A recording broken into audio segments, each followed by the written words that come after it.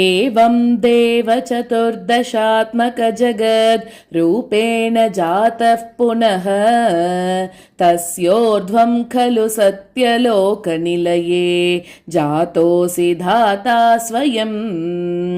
यं शंसन्ति हिरण्यगर्भमखिल त्रैलोक्यजीवात्मकं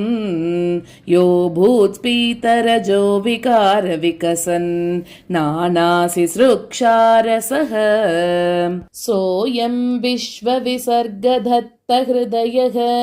सम्पश्यमानः स्वयं बोधं कल्वनवाप्य विश्वविषयं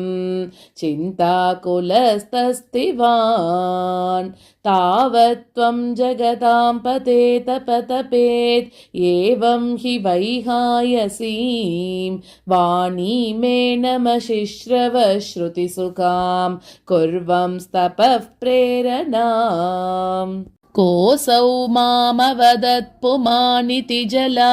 पूर्णे जगन्मण्डले दिक्षोद्वीक्ष्य किमप्यनीक्षितवता वाक्यार्थमुत्पश्यता दिव्यं वर्षसहस्रमात्ततपसा तेन त्वमाराधितः तस्मै दर्शितवानसि स्वनिलयं वैकुण्ठमेकाद्भुतम् माया यत्र कदापि नो विकुरुते भाते जगद्भ्यो बहिः शोकक्रोधविमोहसाध्वसमुखा भावास्तु दूरं गताः सान्द्रानन्दजरी च यत्र परम ज्योतिः प्रकाशात्मके तत्ते धाम विभावितं विजयते वैकुण्ठरूपं विभो यस्मिन्नाम चतुर्भुजा हरिमणि श्यामावदातद्विषो नानाभूषणरत्नदीपितदिशो राजद्विमानालयाः भक्तिप्राप्त तदा विदोन्नतपदाः दीव्यन्ति दिव्या जनाः तत्ते धाम निरस्त सर्वशमलं वैकुण्ठरूपं जयेत् नानादिव्यवधूजनैरभिवृता विद्युल्लता तुल्यया विश्वोन्मादनहृद्यगात्रलतया विद्योतिता शान्तरा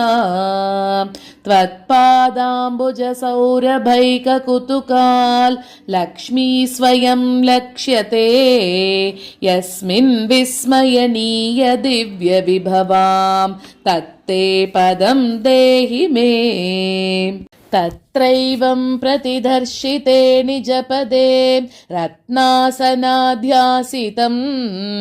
भास्वत्कोटिलसत्किरीटकटकात् या कल्पदीप्ताकृती श्रीवत्साङ्कितमात्तकौस्तुभमणि छायारुणं कारणं